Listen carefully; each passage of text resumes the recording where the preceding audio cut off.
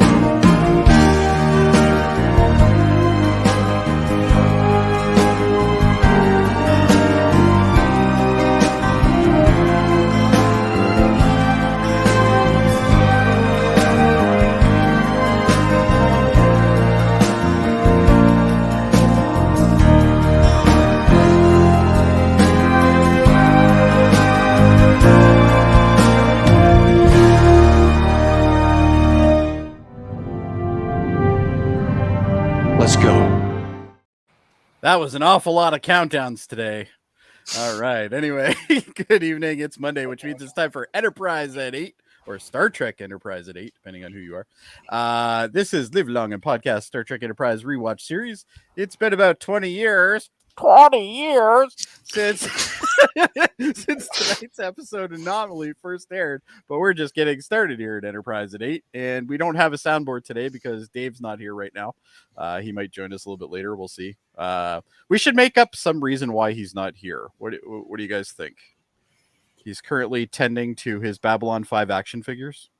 He's changing their outfits. He's changing their outfits. Okay. Matching outfits. Matching outfits for his Babylon 5 action figures. All right. Anyway, There's a non-zero chance that that's actually it, too. Yeah. It's unlikely, but it's not zero. Yeah, for sure. Anyway, we're going to talk about Anomaly. Oh, speaking of which, the man has showed up. How are your figures, Dave? My figures? Oh, well, you'll see it in the recap. Anyway, as I said, this is Enterprise at 8, and with a little bit of a extra long intro today. But I'm Jody Simpson, and with me is co-host and the man who has thankfully never heard of mud leeches used on him, Adam Woodward. Hello. How's it No going, mud guys? leeches for you, eh? No mud leeches. I don't think I'd like that too much. No. I would much rather go see T'Pol in her quarters. Me too. All right. And of course, joining us, we have Live Long and Podcast awesome producer and the man who always says mercy is not a quality that will serve you well in the expanse, Damn Dave right. Mater. No, ruthlessness. You gotta eat or be eaten in the expanse, Jody. It's true. It really is true. And of course, who could forget the man who fully believes Archer's mouth moves only when he's walking, Kevin Millard. It's true. It's absolutely true. He's always quiet when he's sitting. True. Which is rare. Yeah. Tonight's episode is Anomaly. This is the 53rd episode of the series, and this is about the Enterprise is damaged by spatial anomalies because, we went in full force into the expanse without getting prepared first. And we were reported by and we were boarded by interstellar pirates who robbed the ship of critical resources. But not the mud leeches. No, they were not interested. They're like, Stayed in a sick bay. We'll leave these for Adam. All right. Anyway, so how do we feel about this episode? Well, it's okay. Yeah, okay is about all I can give it. I think it was good. Yeah, it's Really? pretty good, even though it's the second pirate episode. Arr. But you know what, though? It answered a lot of questions about the expanse. That's like, true. early on. Like, we don't have to worry, but we now know what things are going to happen. Yeah, we now know why there's anomalies constantly happening and what they can do to counteract it, and various other things that are going on. So, And it yeah, I also guess. showed us the ruthlessness of Archer. Like, he's been a prick a bit of, the time before this, but now he's just, I'm ready to throw somebody out the airlock, man. Yeah, he's going full prick on now. He's going which full is Jack Bauer. full Jack Power. Yep. All right, well, let's get right into it because we're going to try to do a fast episode tonight. Okay. We got other engagements here, so let's get her going. Oh, look, Dave's got all the things. Oh, look, it's Porthos. The return of Porthos. Porthos. Porthos, the reckoning. Yeah, it's been a minute. He brought Porthos to the Expanse with him. He wasn't worried about Porthos tearing his own face off. I So wonder Yeah. if Porthos is in this show more than Jake is in Deep Space Nine. Actually, more importantly, do we see Porthos more than Mayweather? And Mayweather he was No. busy in this episode. He was busy in this episode, though. Yeah, he they gave him did have like some more things than to 2 do. lines, but he did. Yeah, I don't know. I'd say Porthos and Jake Sisko might be comparable. Yeah. Maybe they're the same person. But I think that Mayweather shows up more than Porthos does. Maybe Jake Sisko is actually like one of Odo's people. Although if you count Barks as lines, I think They have the that same Porthos amount of has- lines. Porthos has the same amount of lines. So, yeah. And Porthos is good thing with a dog is it always knows when something's amok. It has one of those senses, everybody, to know there's It should be a Anomalies. Starfleet requirement to have a dog on every Seems ship. Yeah, it'd yeah, be they can easier. detect Terminators in some universes. True. And we see here like he's looking. The dog's like something's wrong. He's like, what's up, Porthos? And then we see that the book has fallen. And this is the first of many little things, but this is just an indication in engineering. There's something up. Something's wrong. Let's take a look at those relays. They say Might as well. in sick bay. The animals are chirping. The animals are chirping. They know. They're all angry. Yeah. Even the mud leeches. Even the mud leeches, and in the mess hall, this was fun. With all the This food, actually was fun. all the food going up in the air. You don't see a lot of this in Star Trek. No. Like I thought this was. I could have used some more of this. But yeah, they do this little sequence where all the food basically, or the plates more specifically, go to the That guy down in the bottom right, though, he really does look like he's going to cry over spilt milk. Yeah, he's like, this is all my milk, What am I going to do now? Yeah, they're just like, ugh. And in this was maybe my favorite. The little like warp bubble kind of the thing. warp going bubble down. coming down the hallway, Yeah. and then I love how it gets this woman, and she's like, "Whoa!" Oh, She gets thrown. yeah, and then it comes at this guy, and he's like, "Huh?" Yeah, and it just throws. It's like, this bubble is attacking me. So, do you guys remember that Next Gen episode where they were hitting the little anomaly? I can't remember what they're called.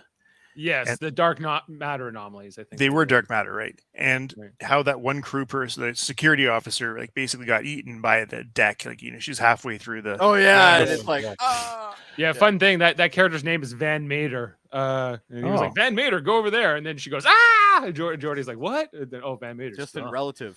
Yeah, from the Van clan. But up here, the anomalies are not. They even affect the ready room, as Archer's coffee goes up in the air.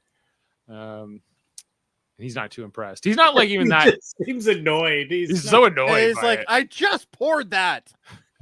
Yeah. It'd be like Uh, taking a picture of that. I'd be like, this is pretty sweet. It seems like something, you might want to take a picture of. Yeah. So he heads out to the bridge, and they're like anomalies all over the ship. We see how it's affecting engineering. The laws Like of a Tesla generator. Yeah. The warp core is about to get turned inside out. Right. Better than the people. Well, maybe not. Eh, Yeah. probably not. Maybe not with the antimatter involved. Yeah. And anyway, so I'm they have to feeling that shut, would be messy. they got to shut the whole engine down, pull themselves out of warp. And that's let's get some of that high beat Star Trek Enterprise theme song, season 3 and 4. I Says watched you guys this make on- Monday.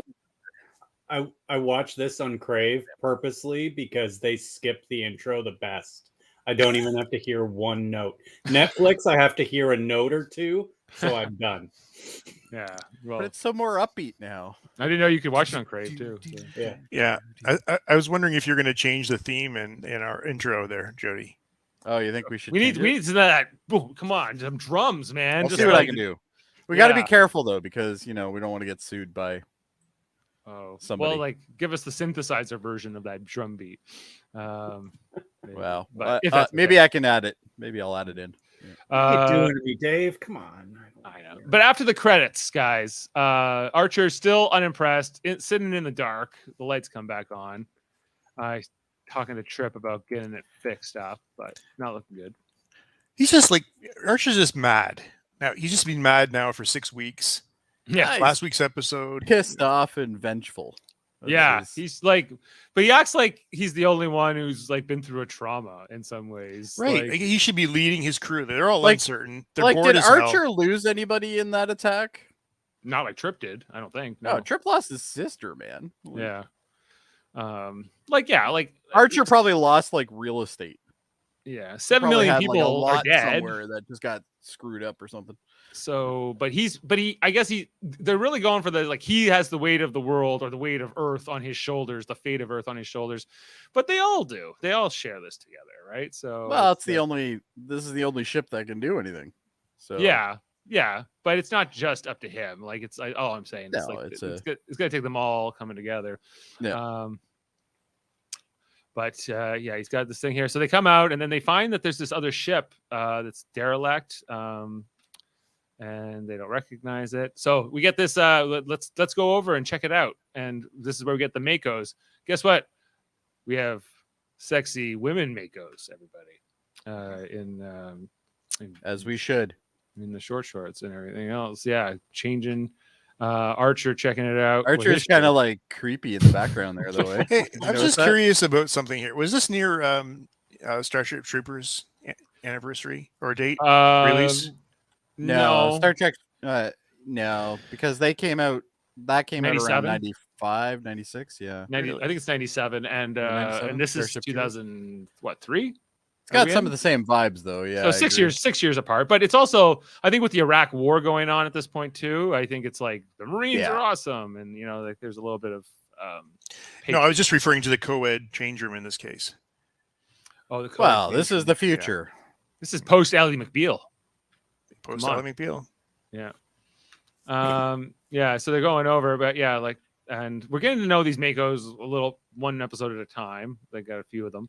We don't see Daniel Day Kim, for instance, in this one, or Major Hayes, but we see whatever her name is. You see the other standby Makos. Yeah. This is the B shift. Interesting with this one too is written by Mike Sussman, and the only reason that's normally Mike Sussman always writes with Phyllis Strong, but not this time. Yeah, This time just Mike Sussman. Just solo. Yeah, and directed by David Stratton. But he did credit Brandon Braga with writing the scene about the airlock. Oh, really? Okay. Yeah. Oh, okay. Yeah, fast forward to fun facts. And yes, so they're looking through this empty derelict ship that they found. They find some dead aliens in there. So does that look like a Xindi, No, the reptilian necessarily. version? Well, a little bit, like Yeah. in the coloring, yeah, but not in the not. The There's cheek- no crown. There's no definitely crown, wrong. right? Yeah. And the Yeah. cheekbones are definitely wrong. Yeah, I would believe that they could be like cousins to the. They're second cousins twice removed or something. right, but yeah, they find them there, and then they're looking through this ship, finding more of them as they go, get to the bridge, and find a bunch of them floating. So if they There. have all these Makos, why do they need Reed here? Reads in Well, command. Reads the But security. he's in command of the security for the ship. I don't know about this part. Well, I think that they're intentionally trying to create some tension there because this is overlapping with his jurisdiction. But you're better to have a Mako on this kind of a mission than just a standard Starfleet security officer who we know. Yeah, you want somebody who can go into the unknown and shoot things. Like Yeah. that's really what they Starfleet need. security officers. Are After you like, secure the ship, you bring on other people, but nobody's better at dying than them. Like, true. True.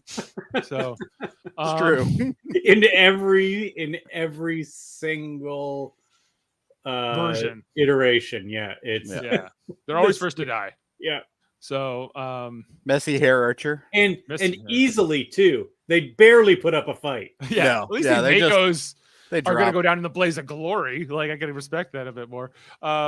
And so yeah, but Archer comes back. He's like, let's get weapons online right now because we just counted 17 bodies, and I bet you those pirates, whoever did this, is going to come back. It's kind of and Yeah, she's kind of like, we should probably not keep going into the expanse until things get fixed. maybe we should run away. Maybe we should. Maybe we should not be pushing our luck. Yeah, she's not feeling that though. And then we go to engineering where they're not having much luck getting the engine back online. The laws of physics aren't Tucker's working. like, this is a sweet lightning ball, though. Yeah, I like how Archer shows up just to be grumpy to him. Going, Yeah, "Okay." Archer's just like, so is this fixed? I really wish you would see like a scene where Tucker's just like, does it look like it's fucking fixed? Like, Yeah. does it look like that? Are we going right now? Are we No, moving it's not fast? fixed. Then no. Yeah. Of course, then he just says, "Oh, if I could just talk to Isaac Newton right now, like." Yeah. Yeah. Well, but he's like, maybe the science officer could come help me. Maybe he doesn't bring that up. With more things than one. Actually, that's funny, Dave. That picture where he's sitting with his hands on his hips, that could be the line. Jeez, get Yeah. the science officer. Why'd you? Yeah, since the laws of physics aren't working, how about the science officer help the engineer out? Yeah, I don't know. there you go. But whatever. And then he comes up to his ready room after this, and like the coffee's still there, just suspended in the air. See, I really wished in this scene we had a little bit of a Picard-esque moment where you like draw something in the coffee. Oh yeah, like the happy face. Like No, when he does the yeah, but happy it would face. definitely be an angry face. Yeah, Yeah, but it'd be like a sad face. yeah. I like how he just grabs it and just like slams it down. He's like, ah. But what about the coffee? the coffee's still floating there? But he's He's like, at least I got my cup back. He doesn't want it. It's cold now. It's cold now. Yeah. That's right. And then the Osarians, as we'll come to know, these pirates show up for the first time in the episode. Yeah. Yar, yes. They do the thing. They hail them, no answer, and then they Mayweather's start, like so shocked that he's actually got lines in this episode. yeah. He's like, "What you mean?" He's like, wait, I'm on camera. You asked me a question. Yeah, you have twice. And then these aliens just beam in. They're the Osarians. They attack, engineering. Considering they have the Makos, you think they would defend a little bit better here in this episode, but they, Beef shift is somewhere else right now. yeah, like these. And A shift's sleeping, so Yeah, and I guess these are the antimatter pods. They make special attention to these because Trip says they took all of our antimatter, and we're maybe got a week left of warp drive after this. So I guess that's what they look like. Is this the guy that gets killed? Is that what we're led to believe? I wasn't quite sure if he was the guy who killed, but I know there was a crewman that's killed in this attack. I think he is. Yeah. Yeah, because they just like slam him in the back with the rifle, and then like they start like stealing whatever these tanks. He didn't look like security. No, he didn't actually. And he was only hit over the back, so he may not have died from that. But he's out for the count for sure.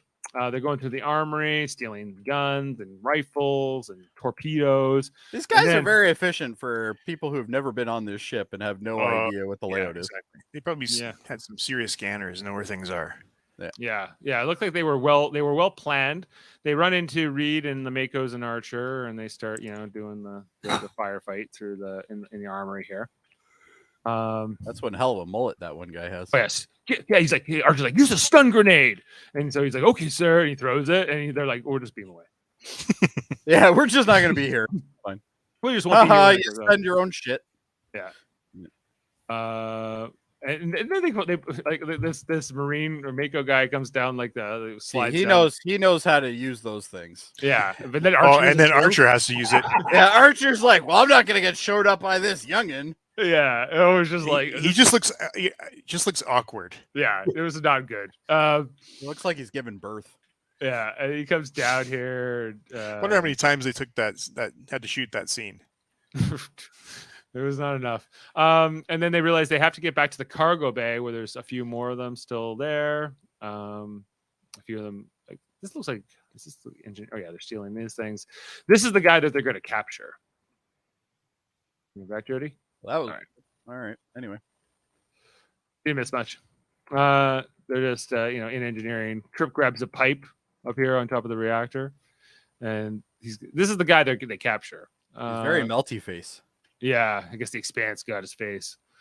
And he's getting ready to steal us, and then I hear something. Do I hear a Trip up there? And then Trip just jumps down and hits him with the pipe, and then these guys jump in. Why is Trip a better security officer than Reed? That's a good question. Yeah, he's more handy with a pipe. Mm-hmm. Yeah, goes all Walking Dead on these guys. But then he's like, don't shoot me. He's like, no. I liked this. I liked how he used his malfunctioning warp drive to attack them with it. And he's just like, I'll just turn this on. You won't like that too much. You're not gonna like getting zapped in the ass. That's for sure. Oh, they just beamed out of there. Yeah, they just beam out. Well, it gets them out of there. And I guess the guy that he hit with the pipe is the guy that they knock out. Yeah, they're trying to get on. He turns it off, and then this is the guy. We don't actually see the guy get killed, the crewman who gets killed here. But anyway, we see this cargo bay completely empty. Look at this Makos guy, though. He's ready for everything. Like, Hey, what's he got in that backpack? Like, what does he need the backpack when he's just in the ship? Yeah, you're on the ship. I Like, guess you hold ammo in there. Stun grenades are in there, I guess. Oh, stun grenades. Yes. well, when you run around with 40 stun grenades, you got to have a backpack. Yeah. And anyway, then the pirates take off after that, and then we go to sick bay where Phlox is getting them all patched up. He's like, oh, well, most of them are fine, except for this dead guy. He's dead. Yeah. Crewman Cutler? Crewman Fuller. Crewman Fuller. Yeah. Maybe a homage to Brian Fuller, I imagine. But yeah, so he's one of the first of the Enterprise crew to die, right? Like this is the first 2 seasons of the Enterprise. There was no fatalities, and this is the first one to die. He's the first one, and he's not even a character we know. So now Archer's going to be all like, "Rah!" Now he's really mad. I feel like they should have killed somebody we knew, like a lower decker, like Mayweather. or Reed. No, we had our chance like 2 seasons ago, and that never happened. Reed wanted to die. They pinned him to a goddamn ship with a mine, and he still didn't die. Don't worry, there's more chances to come, but yeah, you won't probably. Anyway, and so they got this prisoner though, so Archer's going to get some answers from him. Get him to the brig, he says. And then Phlox says, "I know his species. He's Osarian, but they're not usually pirate types." Anyway, then talks to Trip. Archer goes talking to Trip, saying they took all the stuff. They took all our antimatter. We're gonna be dead in the water in a week. Explains all this. It just keeps getting better for this. Archer's just like, I'm gonna fucking kill somebody. Yeah. Just stop talking, like, Trip. Just stop talking. I haven't had my coffee. Does anyone have good news? So they're just in the water. He's talking to Paul about how we're going to track their ion signature. She's like, maybe we should just like not do that. Like that's usually to Paul's go-to. Like, let's not tempt fate, I guess, is always, let's be cautious and not blaze in like a human is usually kind of where she's coming from. Let's be cautious. And Archer's not, he never wants to hear it. So typical stuff. Then he goes to see the prisoner. And this guy was very, I don't know, what did you guys make of the Osarian? He's been turned into a killer by the Expanse. He wasn't always bad. I think this is pretty interesting. That admission that this is the way you got to act in this Expanse to survive. I thought talking about his face being, melted, I guess, by the anomalies. That would have been kind of cool if they actually did that to an Enterprise crew member rather than just getting shot or like Mayweather. Yeah. He says you guys don't even put Trillium D on your ships, which was that substance they had mentioned in the last episode. But as all those things were hitting the ship, or the anomalies were hitting, like they're hitting the middle of a table or right next to them. Nothing hits a human except those ones that just knocks them back. What the heck is that? I don't know how to explain all the anomalies, but he does. What I thought interesting about him too was he was like, we used to be like you. We used to be explorers, and then we got in here, And then we turned And you can't leave, which was also interesting. Yeah, he says you can't leave, although Archer hasn't really tried to test that because he like, what's the point of finding information on the Xindi if you can't get out? Yeah. You know? Yeah. That's that, but he's not even going for that. I do find this a little bit derivative with what they did in Voyager, because in like 2 episodes of Voyager, they go into like the void or whatever. Like it's like this dark like place with no stars, and all these ships were caught inside, and then they became more ruthless. That was and actually brutal. one of the only like things I really liked about Voyager was that 2-parter. Well, they I did like that. them, but like, and so I just feel like that's why I'm like, like we've been here before. It feels like they're recycling this a little bit from that. Well, every show but Deep Space Nine did that. If you think this is a recycle, wait until next week's episode. Oh, really? Okay. Oh yeah. Yeah, just a little bit, just in terms of like, this is like a crazy area where it turns good people bad. And I'm like, well, I've heard this before, but fair enough. Yeah. And they don't even know about the Xindi thing yet. They just want to know how to get back to how to track down the ship. He doesn't want to give him information. He's like, yeah, you're a good guy. You're not going to kill me. You're not going to mess with me too much. So I'm not going to give up information about my captain or my ship. I love this dude's makeup though. Yeah. Yeah, but I think that was a little bit thinking that things wouldn't. I mean, they took their antimatter. They can't go anywhere. This is actually desperate measures now. Yeah. Yeah. Yeah. Yeah. It's not just like he took our food, which they took all their food too in the process, or most of their food stores. Anyway, so they're going along and they're trying to track them down. I guess he's, with the information they have. There's a scene here in the mess hall with Trip and Reed, where they're just, Trip's trying to get the engine back online, and Reed comes to talk to him about. They talk about the hypnotherapy or whatever that Paul's doing with him to help him sleep. He talks about his insomnia and his issues there. But really, like the gist of the scene is that like Tucker's like Trip's like, everybody in space is trying to kill us. Maybe we should have stayed on Earth. Maybe this is like, he's questioning the whole mission, the whole reason they got out in the first place. And they know they have to stop the Xindi, but I think he's thinking, what after that? Then what? Is this really for me? Is Starfleet really for me? Or is it really for humanity? Maybe even because. But again, this is like the first time you actually see sort of this desperate feeling of the crew too. I mean, and I don't think they did the whole getting to the Expanse, that 6 weeks travel time, and then how long have they been in the Expanse now without running to anybody? It just seems to be a lot of time. These guys got a lot to think about, with nothing to do. Right. Well, in a way, that might be why the demeanor is what it is, right? Like it's, they're basically stewing in their own juices at this point. Yeah. Constantly. So I think, I guess, was PTSD a thing in 2003? I don't know. well, it's always been a thing. Well, I guess, was it in the cultural zeitgeist is what I mean. Because I feel like 2003, yeah, I think so. Well, anybody He's who was called- in New York City 2 He's years called prior shell to this shock. would have definitely had PTSD. Right, but I feel like that's what they're trying to profile here with Trip, and I don't feel like they had done a ton of this in Star Trek. Well, this is something that this show does a lot more than I think all the other Star Treks is. It really did touch a lot of different kind of subject matters and kind of integrated them. Whether that's good or bad, I don't know. But yeah, I think you're right, Jody, because when you get to Next Gen, they have a purpose. Whether they've been out in space for decades by that point, and it's always very hunky dory. Like it's very rarely is there that much. Like there's the occasional episode where Troy gets mind raped or something, but past that, it's almost always everybody's fairly healthy mentally. Yeah, they did. They touched on it in Beyond, Star Trek Beyond. Remember they were talking about the rigors of space, and Captain Kirk was obviously depressed and wanting to transfer. Right. Yeah, and I feel like they're trying to do this the longer narratives here, trying to give more of an arc to Trip this season, not just in one episode, but over many episodes. Yeah, I haven't been annoyed by him in the first 2 episodes at all. So yeah, that's good. He's a different character, I think, at this point than he was previous. Yeah.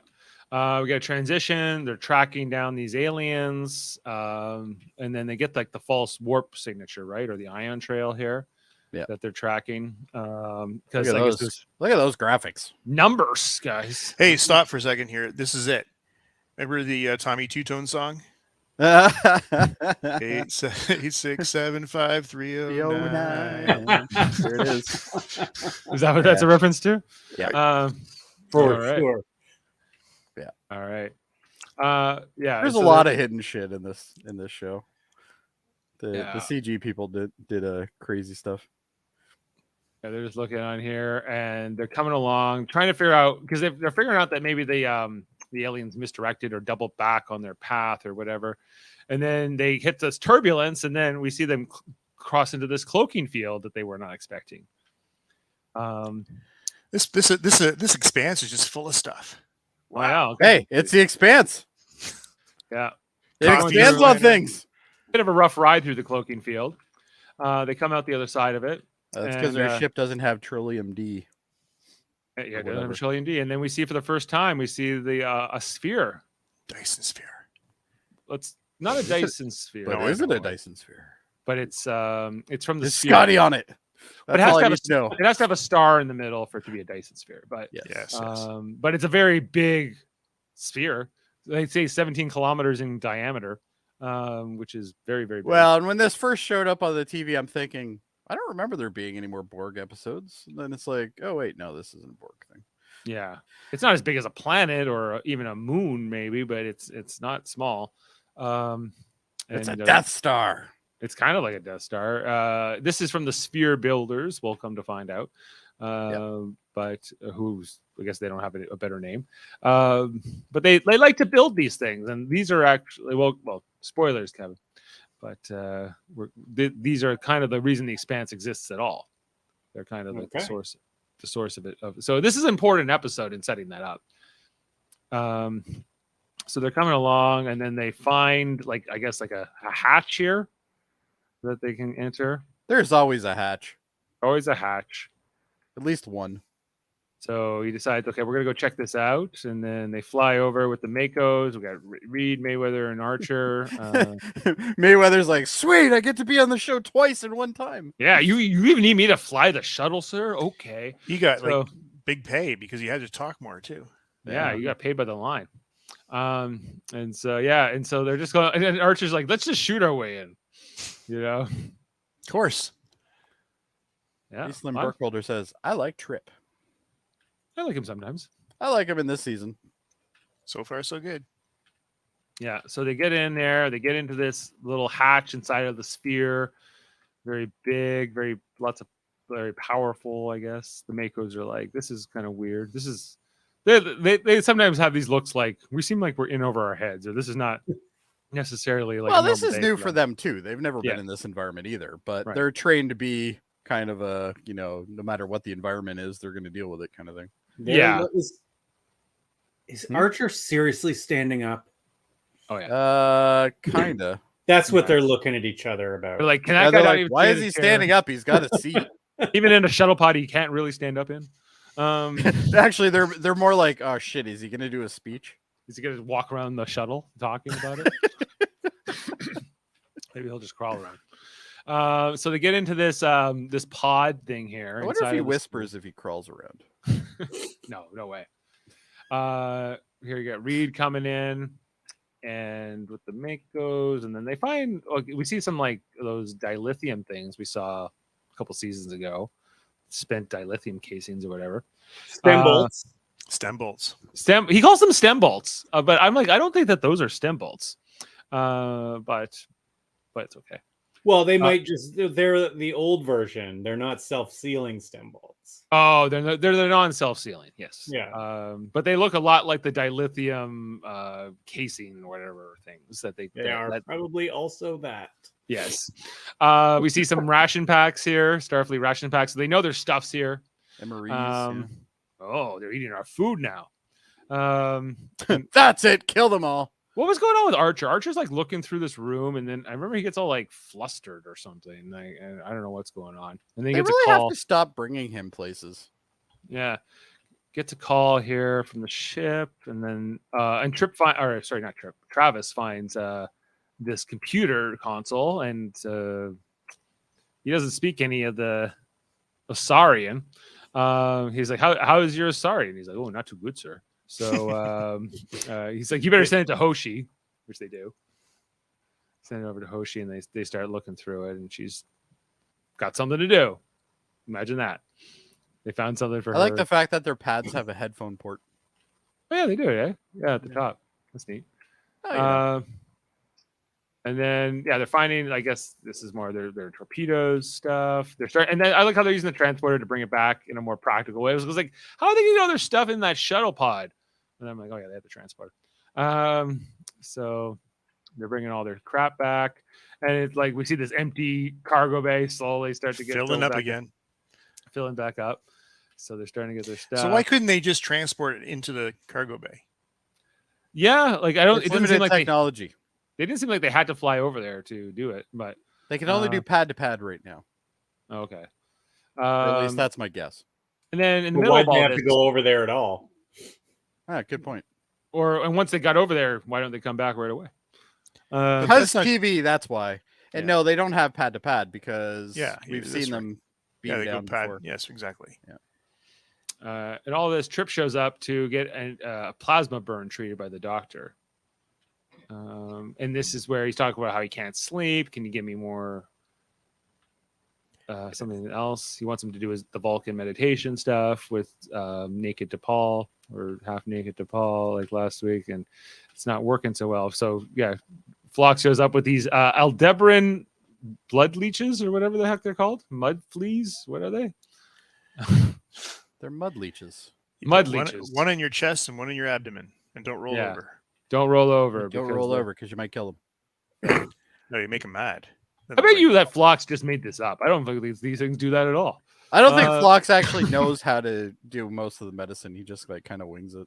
Yeah, he's like, I don't know. I think he's just he likes a lot of pets, and he's like, Look at maybe it. Look at the sheer terror in his face. He's like, do you have another option? He's like, why did we bring a That's- human doctor? That's his.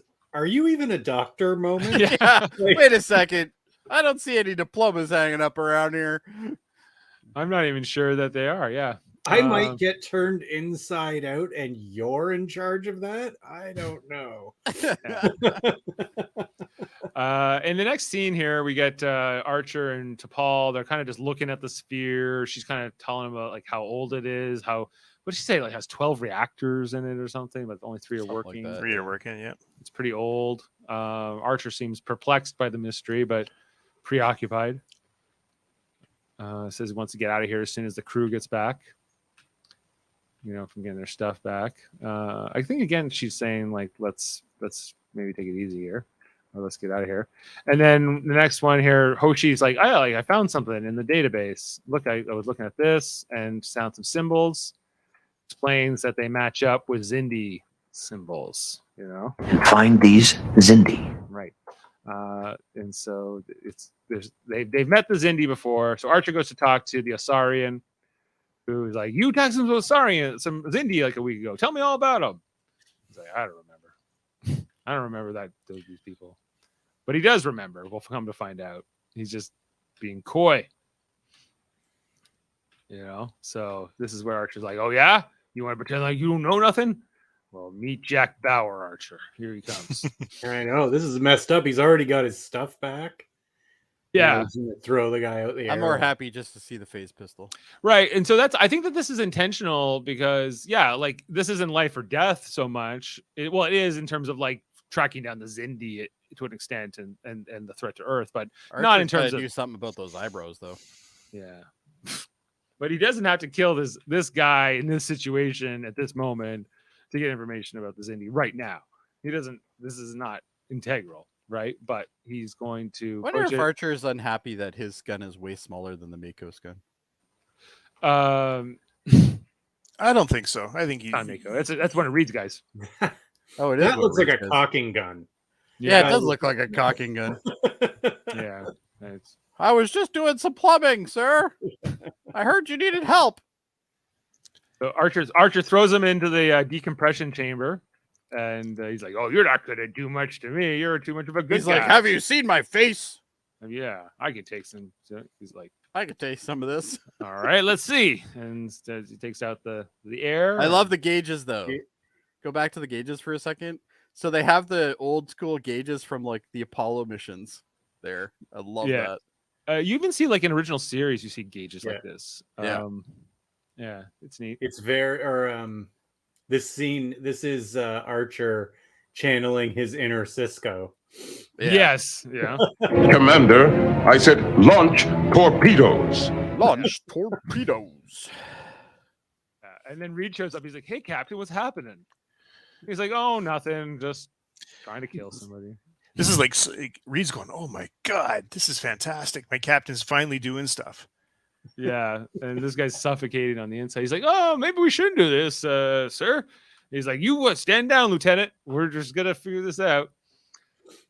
And he's like, "Well, he's gonna be dead." And he's like, "Oh, not for another 10 seconds. He won't." We got a solid 9 seconds before we have to do something. That's fine. Yeah, he lets him out just at the last second. He's like, "Are you gonna tell me about these Xindi now?" He's like, "Okay, I'll tell you. I'll tell you." He gave a lot up in this little time here too. Yeah. And then they drag him away. He's like, "Drag him away," and then we'll debrief him. I wonder if Archer is gonna like end up getting like charged with war crimes when he gets back. He might. Nah, Probably not. And yeah, he's like, "Well, we're gonna be able to get up to the ship." Yeah, Archer's like, "Guess what? He gave up the whole plan. We're about to crack into their database. And here are the command codes he gave me." You got everything. Command everything. codes. Yeah. Oh, yeah. It's got it all. So, did the ends justify the means? You didn't even have to kill them. Yes. No, I guess Absolutely. Jack Bauer. And yeah, they track them down. Oh yeah, they're waiting for them to come through the cloaking field, and then they come out here and they attack them right away. And then I don't know, it was like almost like this was almost like a hacker mission here where they had to like crack into their database. I feel like that there could have been maybe done more with that with Hoshi visually, but they had to just kind of skip over all that. So 1 kilometer. yeah, you have to be within 1 kilometer. And again, like the action is also not really shown on screen very much because they fly into this cloaking field and Archer and them follow after them. And they're like, "Come on, Mayweather, just get us closer." And we're just told that he's getting us closer, but they don't show us or like what any of his flying involves or not. It's not shown. It's just kind of shown. CG wasn't cheap in the early 2000s. Guess not. So Hoshi's just like, "Okay, get me closer." And then they're downloading it, but they keep losing the signal through the process, getting some of it along the way. I think at one point it's like a third. Then they come back out of the cloaking field. It's more like, "Get me close," but again, we don't see it. And then they attack them here. Oh yeah, no, but I forgot the aliens, the Osarians. They're hiding in the cloaking field. So they're like, "Oh, okay, we'll just attack your little base here where you store all your loot," which is to make them angry, which apparently works. After the second shot. Yeah, blowing it all up. First shot just warms it up. Yeah, first shot was just a warming. And then he's like, "Oh, here they come." And they come out to attack them. And I don't know, they download the database. 90% of it, at least.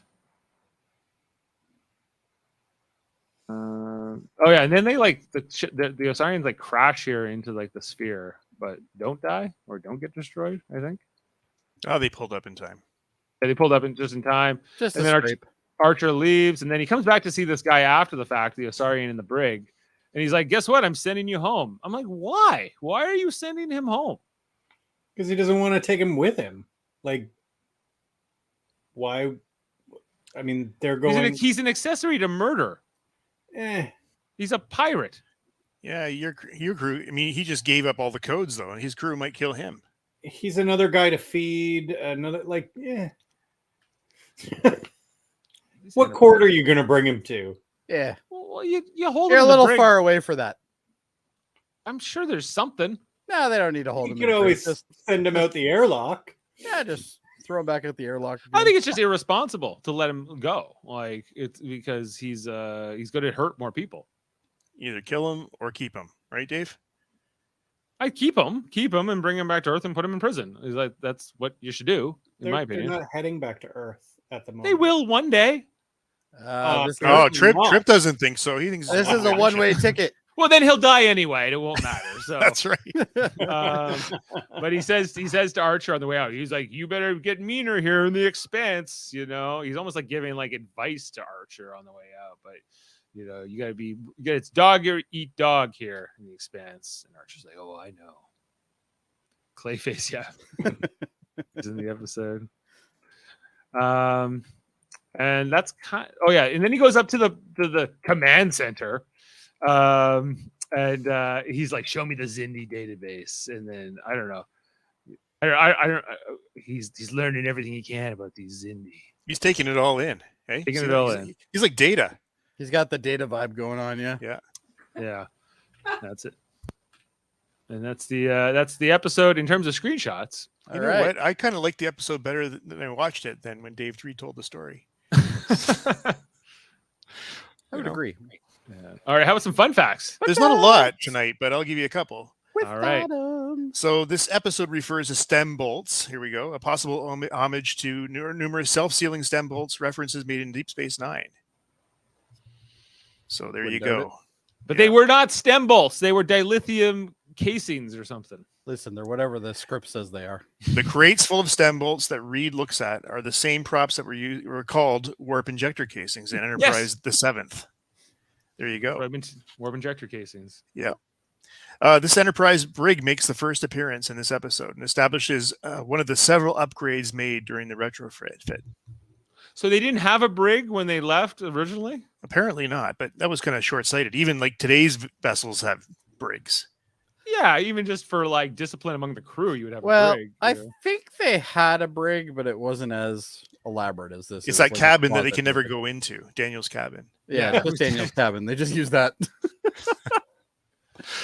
Well, we see a lot more of the brig because there's a lot of episodes where they use the brig, so it makes sense that they upgraded it. Yeah, this is kind of fun. I wish they had gone this way. In the first draft of the script, the Osarians were initially to be Orion pirates. Oh, that would have been cool. That would have been awesome. Yeah. But in a way, though, it kind of makes sense that they're not, though. They haven't done the Orion episode yet, right? Yeah, but we knew who Orions were. No, I know, but they'll get kind of reinvented a little bit later on when they yeah, that episode doesn't happen. The one with the Big Show, the wrestler, doesn't he play an Orion? WCW. Yeah, I think you're right. Yeah. So we already I think talked that's about in the 4th season. Yeah, maybe right. Yeah. This is the first episode with a fatality among the crew, and Archer seems to take it hard. Remember when Kirk had lost people? He never cared. No. You got over it quick. And he only cared if he was already screwing them. Or that's the only time he cared. He was really upset about the Farragut and that smoke monster that had the sweet smell, and he got really obsessed with that's true. Yeah. But that was because of his own thing. That wasn't. That was more about him. Yes. Yeah. The episode was later mirrored in Star Trek Enterprise Damage in 2004, in which the crew of the Enterprise is forced into piracy. Yes. I remember that. Yep. And then there's another reference to a Voyager episode, which was much like this, too. I can't find that one right now. The rifles used by the Osarian pirates were evidently repainted Starfleet phaser rifles from First Contact. Oh, okay. That doesn't shock me. Yep. And yeah, you know what, Jody? You sort of called at the beginning. There's not that much to talk about here. There's remarkably few fun facts. There's not a lot of things going on. Like it's a fairly straightforward plot. All right, let's get to. But you know what? I'll still say, if I'll go first here, Dave. I still like this episode. I think it was necessary to do this episode, so I'm going to give it a solid. I think so too. Yeah, an 8. 8 out of 10, Jody. You know what? Now that I'm looking back at it, I'm gonna go with I'm gonna do an 8 as well. I think I was originally gonna do it like a 7, but it is better than I originally think it was. But I forgot about this episode, and I quite enjoyed it. I'll go 7. I'll go 8. What the hell? 7.5. This is good. Oh, you had to ruin it. You had to ruin it. We all did 8s, and you had to ruin it. That's right. Sam says 8.6, guys. That was the correct answer. This has a 7.8 on IMDb. As mentioned, written by Mike Sussman, directed by David Stryden. And The Sussman joint. whose episode was this? Archer's? Uh, Kind of ensemble? Ensemble. Yeah. You even had, Mayweather and Ohushi in this episode. So. yeah, like Yeah. everybody was in this episode. Everyone got like equal amount of lines. So more or less. Well, Archer, of course, had more, but why am I a Karen? Well, the way you said that, you're not. You kind of sold it right there. Anyway, let's I think we're gonna have to part ways with Hey, I gotta go, guys. I'm Nice gonna to go. see you next week, okay? Yep. All right, Take care, thanks. Adam. Yeah. Take care of him. All right. So the next episode, Dave, because I know you're gonna ask me. Mm-hmm. The next episode is Extinction, and this is where Archer, Reed, and Sato are threatened by a virus that mutates them into a primal life form. I told you we've seen this before. What? They're Oh, doing yeah. this now? I will say it's a little different than we've seen it before, but the premise is pretty close. I'll probably like it. I don't mind them recycling things. Yeah, I'm As okay long with as them they do it recycling well. as long as they do something with it. Like they don't just like literally tell the exact same thing. So this is them looking for the Xindi but finding something else, sort of thing, along the way. Dave lowers every episode rating, I guess. I was the That lowest. makes him a Karen. That wasn't No, Dave, Kevin was Kevin the was lowest the rating. lowest. He's the Karen. And apparently I'm not a Karen anymore. I didn't know I was. I to didn't know. begin I with, didn't know a but- Karen was a low rater. Jeff's the biggest Karen of them all. Yeah, Jeff is definitely the biggest Karen. Uh, Anyway, Dave, you know what? There's plenty of room in the global universe for Yes. Karens and how they feel and affected by things, and especially different types of shows. we got all kinds of. We take all types here. Karens and not here on Live Long and Podcast. They're all vast array. welcome. We Even got a Karen. vast array. We got different, of course, our command division where we read, where we talk about like the shows themselves. We review the shows like this one, Star Trek Enterprise, but Star Trek Deep Space Nine is We're the another Red Division? one we've been going through. We also did original series way back when, and the movies and things like that. We've been through the reviews. We're doing the newer shows like Star Trek Picard coming up on February 16th. The season 3 coming up. Today I'm looking forward to that. Davin and I we previewed the trailer for the season and one scene, talking a little bit what we're thinking for the season. So yeah, we got that coming up in about a month. And then we're expecting. Well, did you hear there might be a season 4 now? I heard there might, yeah, but it said in the advertisement the final season, and they're like, well, unless people like this season, and then we Yeah. might make another season. It depends on if they want to, keep all the next gen people on the screen for a They're little like, I bit guess longer. it's going to come down to the profitability is what I imagine. Sure. The business aspect of it. Yeah. So we're going to be talking about all of those. Of course, all the ones in the past as well. And I think that's in the command division. Of course, we also have our science division where we do trivia and debates. And then we got the locutors of track where they do like the longer format podcasts, operation divisions where we do radio theater, Star Trek radio theater, like we did at the end of December, the final Star Trek, the Final Frontier, which was like a script read and audio drama with some fun I in was there. God. You were God. I was McCoy, but like a McCoy, like a prospector McCoy. You in were a that. very interesting McCoy. Yeah, I was off my meds in that one. And then what else? Those are all the Live Long in podcasts. We're part of a vast array, a federation of podcasts. Check out our new website, ufpodcast.com, where you can see all of our different podcasts, learn about them, like the KBBBL, our Simpsons podcast. I should probably redirect the Live Long and Podcast.com then. Oh, do you have that? Yeah, I own it. Oh, yeah. We'll redirect it over to Yeah, I should redirect it. yeah, we got Super Mater Brothers podcasting. That's like TV shows, in particular reality TV shows. But we also talk about Marvel under the Mary Mater Marvel Society. We're going to be talking about Ant-Man in the near future. The Hellbound podcast, Michael Chan, Alex Blackburn, which is focused on horror, releases on Wednesdays. The X-Rated podcast, that's Davin and Andre on Tuesdays, where they go through all the X-Men, the animated series. They even do interviews like they did recently with Allison Seeley Smith, the voice of Storm. The best And, Storm. Yeah, the best Storm. Better than the theatrical Storm. Andre Indeed. does his... Sorry? Indeed. Andre does his graphics history podcast where he interviews people from the movie and comic book industries in a longer format audio. It's really good. And then Hold Up is a movie podcast where Murphy and Davin talk about 3 movies, 2 from the 20th century, 1 from the 21st you were just on that, century. weren't you? I just was there. Yes. I just was. And I haven't watched that episode yet, but oh, Jody, you are going to enjoy it because it was painful for me. I don't know when my episode's coming. I'm doing I think movies. you're so they're doing war next. So the theme we did was politics. We talked about Dr. Strangelove, the American president. Yes, and I know you don't like Dr. Strangelove. I liked it better than after a couple days. I liked it better than when I first watched it. When I first finished it, I was just like, "What is this movie?" But I digested it a bit, and I'm okay with it. But I don't think it's that great either. And then they hated my movie. Spoilers. And then we talked about Lincoln, which was okay. And then war is next. So they're doing like the Bridge of the River Kwai or something, which I don't. Yeah, I wish I got in earlier because war movies are a big thing for me. So yeah, they're doing A Bridge Too Far. And awesome movie. 1917, I think is the other one. And then All I good think you're the movies. one after that, Jody, the Spies one. So yeah, actually, World Mind there just confirmed it. So yeah.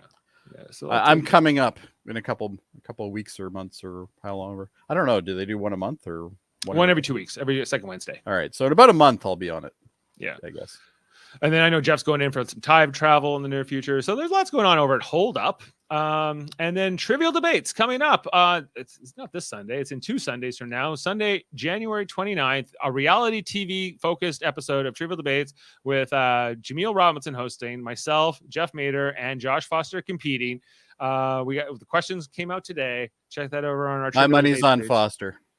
Well, he's a rookie, so he's never done this before. He was like, "What do I do? Should I watch past episodes?" I'm like, "I guess," but I'm also a competitor, so don't. Okay, maybe my money shouldn't be on Foster. Yeah, it's on. I'll Sam's put it on you birthday, then too, everybody. So we'll have to make sure. Sam's birthday. All right. Yeah. When is? I think this is for you, Kevin. When is Kevin going to join us on Hold Up? Whenever. Just let me know. I just I'll be invited on. myself, so maybe you have to do that. Sam wants to hear the Trivial Debates questions. We got a second for these? Sure. All right, let's do these. Trivial Debates on January 29th. So what is the best movie that uses reality TV in its storytelling? Truman Show. The TV question. Who is the best Big Brother player of all time? Don't care. Music. What is the best singing reality show? Ugh. None. Is that what is the best sports focused reality show? Oh, the F1 driving one. That one's good. Okay. Who is the best Survivor player of all time? Don't care. And then wild card question is pitching a reality TV show, a new one that uses a current sitcom as its main focus for its concept. I'd be interested to hear what people come up with on that one. This one was a bit of a challenge for me. So I eventually went back and forth with Jaemeel enough that I came with See, it would have been better if you guys didn't say sitcom and you just said a current show or a recent show or something. It seemed very specific, and I was like, Jaemeel, why would you make a reality show about a concept from a sitcom? It doesn't. I don't get it, but he just wants creativity. So that's what we'll be doing. Do Quid games. Squid games. Squid Game and Rick and Morty. Okay, that's interesting. That would be interesting. Jameel's like, why isn't Murphy on this episode? He gets it. So yeah, all right. So I think those are all of the shows on Live Long and Podcast, United Federation of Podcasts. Make sure you check all those out. Thanks to everybody. Thanks to Adam, Jody, and Kevin. Check us out D Space 9 tomorrow here on Live Long and Podcast. We're talking. What are we talking about? One little ship tomorrow. One little ship. Yep. Yeah, that'd be good. Which one's that one? Where the runabout goes really small and they have to fight the Jemadar. Oh, okay. Yep. Yeah. I remember that one now. It's pretty silly. I like it. Yeah. It's after coming off the more serious last one, which was Far Beyond the Stars. Anyway. Yeah, that's a pretty serious episode. It was a deep one. So this one is a little bit lighter. All right. So we'll see you next time, everybody. Live long and podcast. Have a good night. All right, what do you got? Aldebaran mud leeches. What am I supposed to do with them? Place one on your chest and one on your abdomen an hour before going to bed. Their secretions act as a natural sedative. Oh, please, be careful to sleep on your back. If you roll over, you might anger them. Maybe an hour night with DePaul isn't so bad.